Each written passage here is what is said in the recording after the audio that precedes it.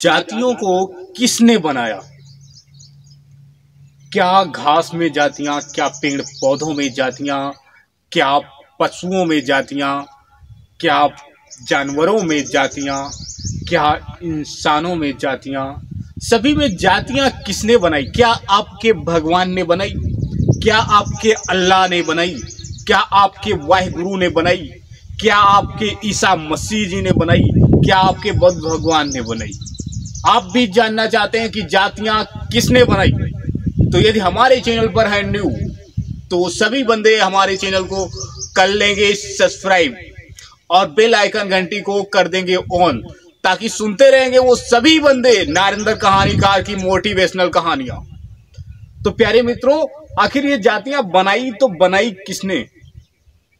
क्या घास को, क्या पेड़ पौधों में जातियां, क्या फसलों में जातियां, क्या जानवरों में जातियां, क्या पक्षियों में जातियां, क्या पशुओं में जातियां, क्या इंसानों में जातियां? किसने आखिर ये जातियां बनाई? आपके भगवान ने जातियां बनाई। आपके भगवान ने जातियां बनाई। जैसे कह दिया जाए कि इंसान में जातियां आपके भगवान ने बना दी, आपके अल्लाह ने बना दी। फसलों में जातियां आपके अल्लाह ने बना दी, पेड़ पौधों में जातियां आपके अल्लाह ने बना दी, पक्षियों में जातियां आपके अल्लाह ने बना दी, जानवरों में जातियां आपके अल्लाह ने बना दी, इंसानों में जातियां आपके अल्लाह ने बना दी।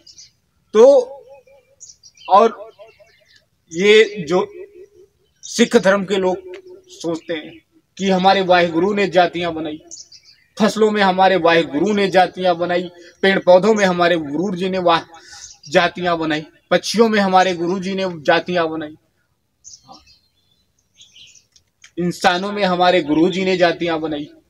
ईसाई धर्म के लोग क्या सोचते हैं कि घास में क्या हमारे ईसा मसीह ने जातियां बनाई है, और पेड़ पौधों में हमारे ईसा मसीह जी ने जातियां बनाई, फसलों में हमारे ईसा मसीह जी ने जातियां बनाई, जानवरों में हमारे ईसा मसीह जी ने जातियां बनाई, पशुओं में हमारे ईसा मसीह जी ने जातियां बनाई, पक्षियों में हमारे ईसा मसीह जी ने जातियां बनाई, इंसानों में हमारे ईसा मसीह जी ने जातियां बनाई।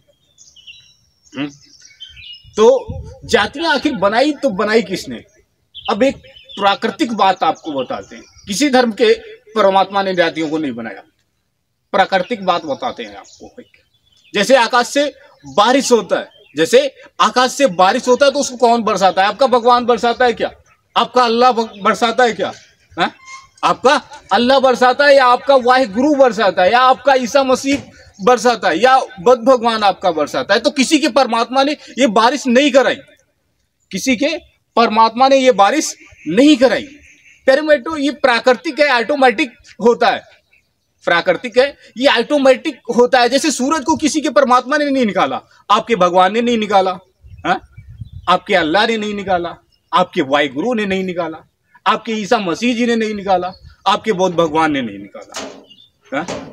इस धरती को किसने बनाया? आकाश को किसने बनाया? चांद तारों को किसने बनाया? हवा को किसने बनाया? पानी को किसने बनाया? ये सभी प्राकृतिक हैं, ये सभी प्राकृतिक हैं। इसके बारे में इंसान को सोच पाना नामुमकिन है कि कब क्या हो सकता है। मौसम को कौन चेंज करता है? आपका भगवान चेंज करता है क्या? आपका भगवान चेंज करता है? नहीं चेंज करता। आपका अल्लाह चेंज करता है? नहीं चेंज करता है। आपका वाहिगुरु चेंज करता है? नहीं करता है। आपका ईसा मसीह चेंज करता है? नहीं करता है। आपका बुद्ध भगवान चेंज करता है? नहीं करता है। ये सब प्राकृतिक है प्यारे मित्रों, ये सभी प्राकृतिक है, जिसको अद्भुत शक्तियां कहा जाता है, जिसको अद्भुत शक्तियां कहा जा सकता है। हमने आपको पिछली कहानी में बताया था कि परमात्मा आप सभी के, जो आप सभी लोग सभी धर्मों से अपने अपने परमात्माओं को पूजते हैं, तो वो क्या है? वो क्या है? वो आपके पूर्वज हैं, वो आपके पूर्वज हैं। जैसे हिंदू धर्म के लोग भगवान को पूजते हैं तो अपने अपने जात के हिसाब से अपने अपने पूर्वजों को पूजते हैं। जैसे मुस्लिम धर्म के लोग पूजते हैं तो वो अपने पूर्वजों को पूजते हैं, अपने पूर्वज अल्लाह को पूजते हैं। सिख धर्म के लोग अपने पूर्वज वाहिगुरु को पूजते हैं। ईसाई धर्म के लोग अपने पूर्वज ईसा मसीह को पूजते हैं। बौद्ध धर्म के लोग अपने पूर्वज बुद्ध भगवान को पूजते हैं। उसी प्रकार से प्यारे मित्रों, यहाँ पे कुछ भी किसी के भगवान ने नहीं बनाया। यहाँ पे कुछ भी किसी के भगवान ने नहीं बनाया, ना तो परमात्मा ने बनाया। प्यारे मित्रों, ये सभी चीज प्राकृतिक है। ये सभी चीज प्राकृतिक है, जो ऑटोमेटिक हो जाता है, जो ऑटोमेटिक हो जाता है। आपको विचार करने की और समझने की इंसान में प्यारे मित्रों क्षमता नहीं है। क्योंकि जब साइंटिस्ट खोज करने के लिए निकला था धरती की, तो उसने बताया था कि धरती गोल है। क्यों गोल बताया था? क्यों गोल बताया था? क्योंकि जिसका ओर छोर न मिले, जिसका आकार न मिले, जिसका ओर छोर न मिले, आकार न मिले। जिस प्रकार से गेंद पे आप चाहे जितना भी दौड़े और उसे देखें घुमा घुमा के, गेंद को चाहे जितना भी घुमा घुमा के देखें, क्या उसके अंत पर पहुंच सकते हो? उसके अंत पर पहुंच सकते हो? तुम बताओ कमेंट करके। नारेंद्र कहानीकार की कहानी सुन रहे हो, क्या उसके अंत पे पहुंच सकते हो? नहीं पहुंच सकते तुम, क्योंकि जब वो गोल होता है उसमें कोई अंत नहीं होता है। उसी प्रकार से इन बातों का भी विचार लगा पाना प्यारे मित्रों नामुमकिन होता है। उसी प्रकार से इन बातों पे विचार लगा पाना नामुमकिन होता है प्यारे मित्रों। तो आप समझ गए होंगे नारेंद्र कहानीकार की मोटिवेशनल बातें और मोटिवेशनल कहानियों की कहानी, कि आपको ये कहानी क्या उद्देश्य देती है और क्या आपको एक नई सीख देती है।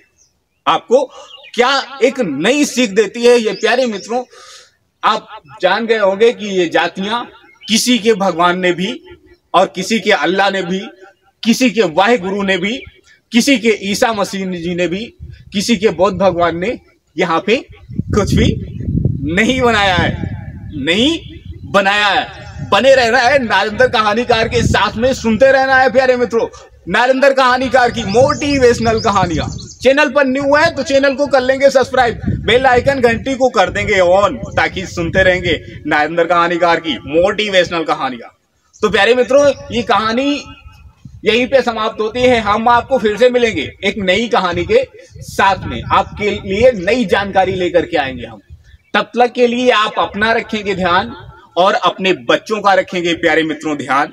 ये नारेंद्र कहानीकार फिर से मिलेंगे आपको नई सोच, नई बात के साथ में, नई कहानी के साथ में।